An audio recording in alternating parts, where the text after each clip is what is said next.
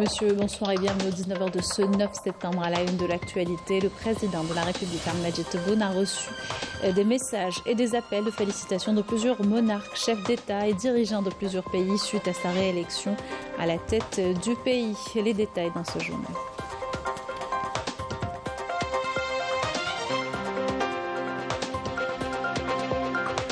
Inondation dans le sud du pays. Le ministre de l'Intérieur assure la prise en charge totale par l'État des sinistrés. Brahim Barat s'exprimait depuis Béchar, wilaya touchée par les inondations. Nous l'écouterons tout à l'heure.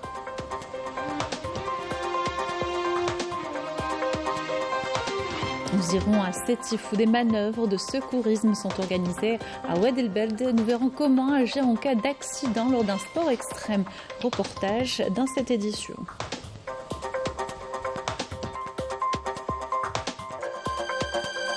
Sport football, les Verts s'apprêtent à aborder leur deuxième sortie demain dans les éliminatoires de la CAN 2025 avec la ferme intention de signer un deuxième succès face au Libéria. Le sélectionneur national s'est dit confiant. Nous en parlerons à la fin de ce journal.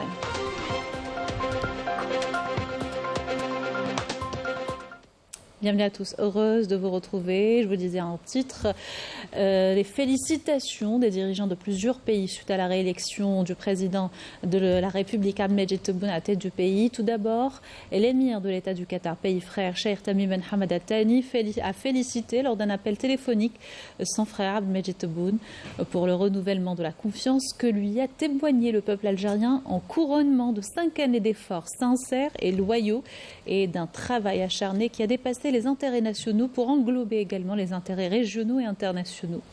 À son tour, le président de la République a remercié l'émir du Qatar pour ses félicitations fraternelles en rempli de nobles sentiments, le remerciant également pour tous les efforts déployés par son pays dans l'intérêt du peuple palestinien. Les dirigeants des deux pays ont également renouvelé leur volonté de poursuivre le travail et de renforcer leur coopération dans divers domaines dans l'intérêt des peuples des deux pays frères. Le serviteur des deux lieux saints de l'islam, le roi du royaume d'Arabie Saoudite, pays frère Salman Ben Abdelaziz Al Saoud et le prince héritier Mohammed Ben Salman ont félicité ce lundi le président de la République Ahmed Tebboune pour sa réélection pour un second mandat présidentiel. Par ailleurs, l'émir de l'État du Koweït, Cheikh Mash'al Al-Ahmad Al-Jaber Al-Sabah, a adressé un message de félicitations à son frère, le président de la République Ahmed Tebboune, dans lequel il lui a adressé ses vœux de succès, de réussite, de santé et de bien-être, souhaitant davantage de développement aux bonnes relations entre les deux pays frères. Le président des Émirats arabes unis, Cheikh Mohammed Ben Zayed Al Nahyan, a adressé un message de félicitations au président de la République, Ahmed Tebboune, à l'occasion de sa réélection pour un nouveau mandat présidentiel. Le Cheikh Mohammed Ben Rachid Al Maktoum, vice-président et premier ministre des Émirats arabes unis et gouverneur de Dubaï, le Cheikh Mansour Ben Zayed Al Nahyan, vice-président et vice-premier ministre et chef du cabinet présidentiel, ont également adressé deux messages de félicitations similaires au président Ahmed Tebboune. Le président de la République française, Emmanuel Macron, a adressé ses plus vives félicitations au président de la République, Ahmed Tebboune, pour sa réélection à la présidence de la République. Le président français a précisé que les relations avec l'Algérie demeurent exceptionnelles dans tous les domaines, notamment la sécurité et la lutte contre le terrorisme. Emmanuel Macron a ajouté que le dialogue entre l'Algérie et la France est primordial, notamment dans le contexte de la présence de l'Algérie au Conseil de sécurité des Nations Unies, après avoir souligné que des liens d'amitié forts unissent la France et l'Algérie. Le président français a affirmé qu'il entendait poursuivre résolument le travail ambitieux engagé avec la déclaration d'Alger pour renouveler le partenariat qui unit les deux pays. Le président de la République islamique de Mauritanie, Mohamed Ould Cheikh El Ghazouani, a félicité à son tour son frère, le président de la République Ahmed Tebboune, pour le renouvellement de la confiance du peuple algérien en sa personne, lui souhaitant la réussite dans son parcours présidentiel, réaffirmant à l'occasion la solidité des relations entre l'Algérie et la Mauritanie. De son côté, le président Ahmed Tebboune a remercié son frère, le président mauritanien, pour la noblesse de ses sentiments, affirmant sa volonté de poursuivre le renforcement des relations bilatérales dans l'intérêt des deux peuples frères. Le président de la République, Majid Tebboune, a reçu hier un appel téléphonique de la part de son frère, le président du Conseil présidentiel libyen, Younes El Menfi, qui lui a exprimé ses vœux de succès dans ses fonctions et souhaité au peuple algérien davantage de prospérité et de progrès, faisant part de sa détermination à poursuivre le renforcement des relations entre les deux pays frères au mieux de l'intérêt commun.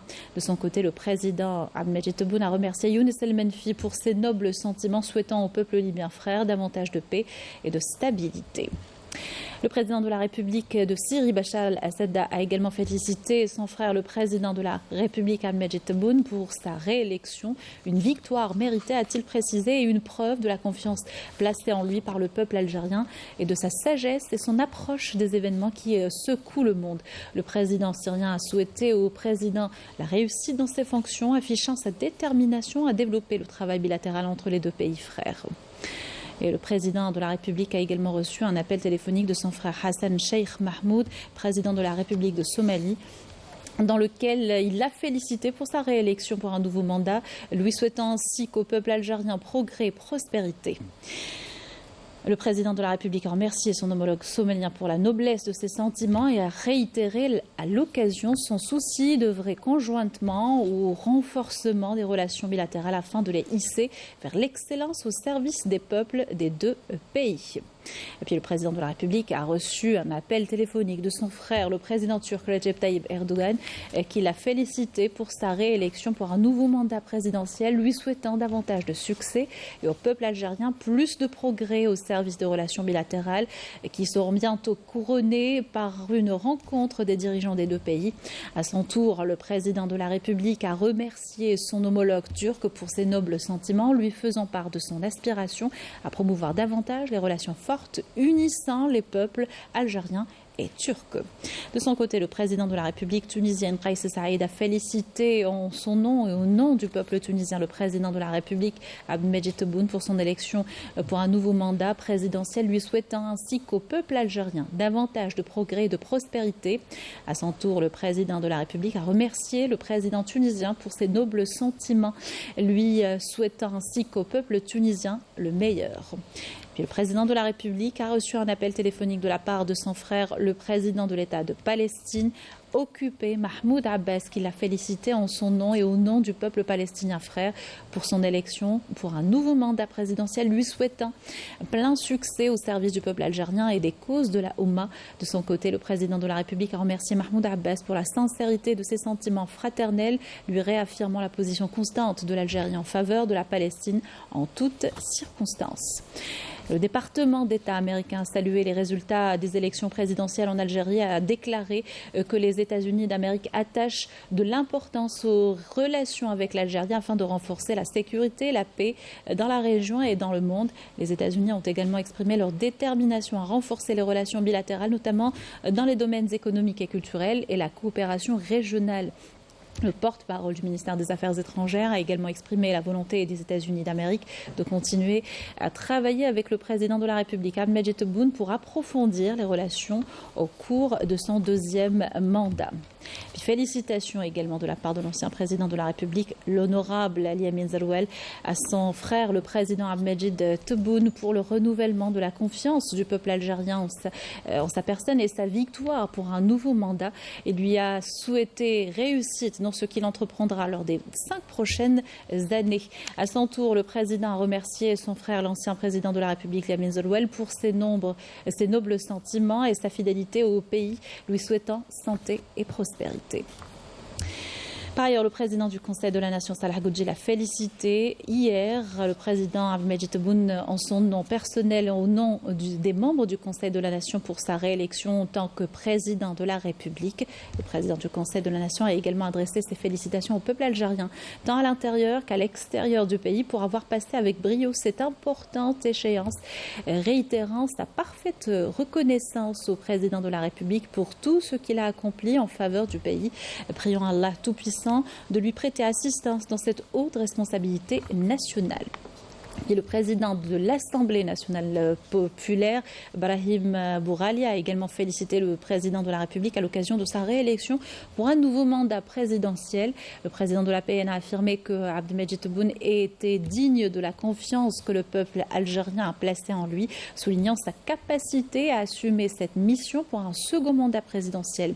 Rappelant son rôle dans le processus de l'Algérie nouvelle et dans le renforcement de ses valeurs civilisationnelles et morales en cette conjoncture exceptionnelle que connaît le monde, le qualifiant de dirigeant chevronné, le plus au fait des aspirations du peuple et le plus soucieux de ses intérêts. Il a également salué le climat serein et adéquat dans lequel s'est déroulée l'élection présidentielle. Une réponse, a-t-il dit, à tous ceux qui ont parié sur le manque de conscience des citoyens quant aux enjeux et aux défis à relever. Dans l'actualité, ce communiqué commun publié hier par les directions de campagne des 3 candidats à la présidentielle du 7 septembre, elles font état d'imprécisions, de contradictions et d'ambiguïtés et d'incohérences relevées dans les chiffres lors de l'annonce des résultats provisoires de l'élection présidentielle par le président de l'autorité nationale indépendante des élections.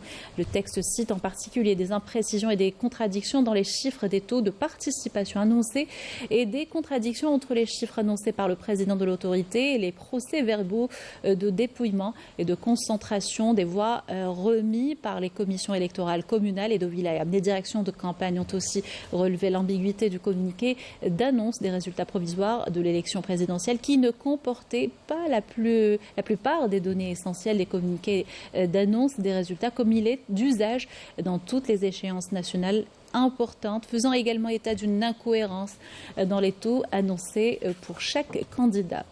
Une réaction qui s'est confirmée lors des conférences de presse des candidats et leurs représentants.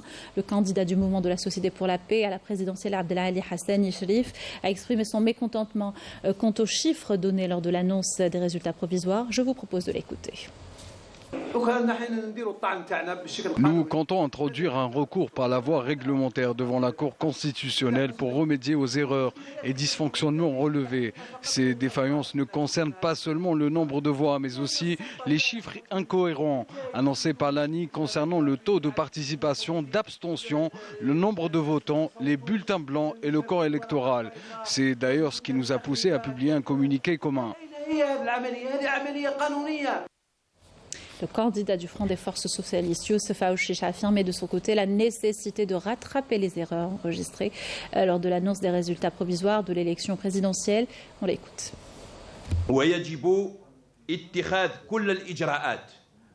Il est nécessaire de prendre toutes les mesures et dispositions visant à mettre un terme définitivement à ces comportements, afin de s'assurer qu'ils ne se reproduisent pas lors des prochaines échéances électorales. Cela contribuera à renforcer la crédibilité du processus électoral et à convaincre les citoyens de s'engager dans la vie politique. Comme vous le savez, dès la fermeture des bureaux de vote, la Cour constitutionnelle a commencé à recevoir les procès-verbaux du dépouillement des élections présidentielles. L'opération se poursuit afin que la Cour puisse les vérifier et les valider dans un délai ne dépassant pas les 10 jours.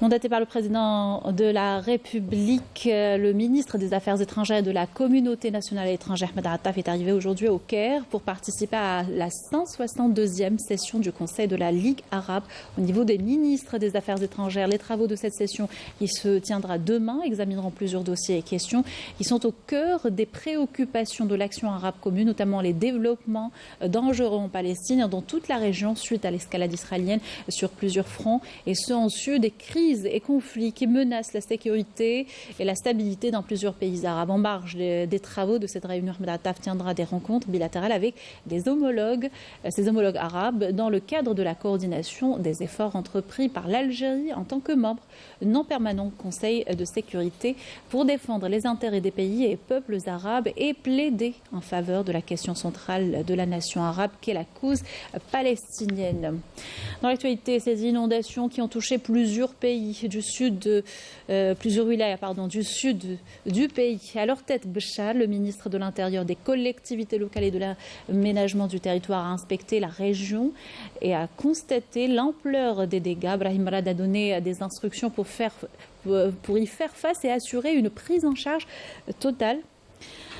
par l'état des familles sinistrées. Aboubakr Djatout, Walid Yousfi. Après les pluies torrentielles qui se sont abattues sur la région de Béchar, une opération de recensement des familles dont les habitations ont été affectées par les inondations et les dégâts matériels causés a été lancée par les autorités locales. On a tout perdu. Nous sommes aujourd'hui sans abri. On s'est retrouvé sans toit du jour au lendemain. J'ai perdu ma voiture. Mon voisin a lui aussi perdu sa maison. Il ne me reste plus rien. Je n'ai même pas d'habits pour me changer. Des mesures d'urgence adoptées pour contenir les dommages causés par les pluies, prises à l'issue d'une réunion présidée par le ministre de l'Intérieur au niveau de la cellule de crise au siège de la wilaya, en présence des ministres de la Solidarité nationale et des Travaux publics. Du matériel et des camions provenant de Sidi Bel Abbas et des wilayas de l'Ouest n'ont pas pu parvenir jusqu'ici, car les routes sont bloquées à cause des intempéries. Suite à cela, l'armée nationale populaire a mobilisé tous les moyens nécessaires, donc des avions pour acheminer du matériel et des renforts. 504 éléments de la protection civile seront transportés ici grâce à cela. Quand il s'agit de la sécurité des citoyens, l'État ne lésine pas sur les moyens. Autre mesure prise, l'évacuation et l'hébergement temporaire de toutes les familles touchées avec prise en charge totale de leurs besoins et la réparation ainsi que la remise en l'état des infrastructures de base détruites partiellement ou entièrement. Le Croissant Rouge algérien a lancé une caravane d'aide aux sinistrés des inondations à Béchar et Nahama. Il s'agit notamment de tentes, de couvertures et de colis alimentaires.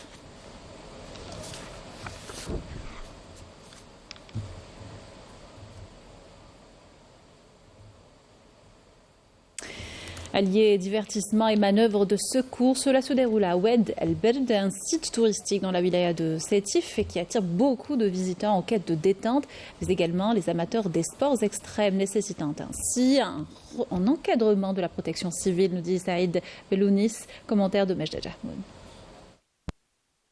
Les cascades de Oued El Berd, un site naturel d'une beauté remarquable, situé à 50 km au nord de Sétif et qui séduit un grand nombre de visiteurs, notamment les amoureux de l'aventure et les passionnés d'escalade qui évoluent dans un milieu où les risques d'accidents, de chutes et de noyades sont quasi présents. Et pour leur permettre de profiter pleinement de leur aventure au cœur de ces cascades, tout en étant en sécurité, des équipes de la protection civile ont répondu présent.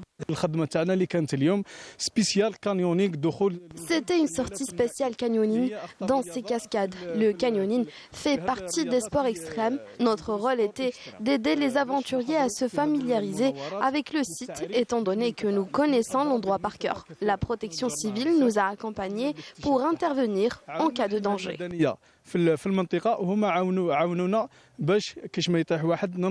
Pour les équipes spécialisées de la protection civile, ce genre de site naturel où ces sports extrêmes sont pratiqués sont l'endroit idéal pour faire des manœuvres d'intervention et de secours dans un milieu dangereux. Confrontés au risque de chute, de disparition ou d'accidents divers, l'objectif est de simuler des opérations de sauvetage afin de renforcer la réactivité et l'efficacité des interventions sur le terrain. C'est une manœuvre pratique sur terrain supervisée par des équipes spécialisées dans l'intervention dans des zones difficiles d'accès, avec les équipes cynotechniques, les plongeurs et les unités aériennes de la protection civile. Oued El Berd, qui est situé dans la wilaya de Sétif, est un site touristique par excellence. L'objectif est de coordonner entre ces équipes d'intervention, s'assurer de la rapidité et de la réactivité des premières interventions sur terrain, en plus de l'aide des équipes de wilaya voisines. Autre objectif, encadrer ces clubs sportifs amateurs de canyoning ou d'escalade des montagnes. Des activités qui passionnent beaucoup les jeunes des 4 coins du pays.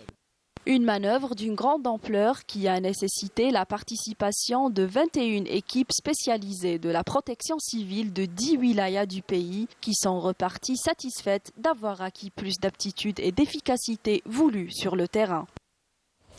À l'étranger, au moins 16 Palestiniens ont été tués ces dernières 24 heures dans des attaques sionistes à Gaza, le quartier à Dawa dans le camp de Nusayrat, le camp d'Al-Barij au centre de l'enclave ont été visés ce lundi, où plusieurs morts ont été enregistrés. Plus tôt, une petite fille a été tuée dans un tir d'artillerie de l'occupation au quartier à Tofah, à l'est de l'enclave. Sport, football, la sélection algérienne a effectué ce lundi à Monrovia une séance d'entraînement au stade au Samuel Doe Canyons Stadium. Ils y affronteront la sélection du Libéria demain, mardi à 17h. Match comptant pour la deuxième journée du groupe E des qualifications de la Coupe d'Afrique des Nations. Et les Verts abordent cette deuxième sortie avec la ferme intention de signer un deuxième succès de rang face aux Libériens. Après leur victoire au match inaugural jeudi dernier à Oran face à la Guinée équatoriale, c'est un Petkovic confiant qu'il a déclaré à la presse. Les détails avec Sarah Delbel. Déterminés à maintenir leur élan, après leur victoire devant la Guinée équatoriale, les Verts se sont envolés dimanche après-midi vers Monrovia, la capitale du Libéria. Avant leur périple, les coéquipiers de Rami Bensebaini ont effectué une dernière séance d'entraînement au Centre technique national de Sidi Moussa. Leaders de leur groupe, les Algériens comptent bien revenir avec un résultat positif afin de conforter leur position au classement. À Monrovia, les Verts ont effectué une dernière séance d'entraînement dans une excellente ambiance. C'est clair qu'après la victoire, l'essentiel c'était tout de suite de rentrer dans le prochain match, de récupérer très bien les énergies et je pense qu'on a réussi à faire ça. On est arrivé tard hier soir, on a eu le temps de se reposer, il y a la pluie qui nous a attendus, on n'a pas pu sortir mais quand même on a pu bien reposer, on a la chance que le terrain il est de bonne qualité, donc on est prêt. Les joueurs qui sont présents sont les meilleurs joueurs pour le moment, ce n'est pas question de 21-23, ce sont les joueurs que pour l'instant ce sont les meilleurs joueurs qui peuvent aider l'équipe à obtenir des résultats. Les joueurs sont eux aussi très motivés et déterminés à bien entamer cette deuxième rencontre et pourquoi pas enchaîner avec une seconde victoire. Non, avec la même détermination et ça va être compliqué, ce sera au Libéria, mais on va essayer de se concentrer et y aller prendre les 3 points là-bas, Inch'Allah. Pour ce rendez-vous important, la sélection nationale sera amoindrie, puisque 6 joueurs, dont des cadres de l'équipe, n'ont pas effectué le déplacement à Monrovia pour cause de blessures. Après Hicham Boudaoui, Mohamed Amin Amoura et Ryan Ait Nouri, c'est au tour du capitaine Riyad Mahrez, du buteur à Oran Houssam Awam et Ismail Ben Nassam de quitter le stage des Verts. Une situation délicate pour le coach national qui devra trouver la meilleure solution pour conserver cette première place du groupe E, avec seulement 18 joueurs sur le banc. Une problématique que le technicien suisse devra régler sur les terres de Georges Weah. Voilà qui termine notre journal. Merci de l'avoir suivi. Excellente soirée sur Canal Algérie.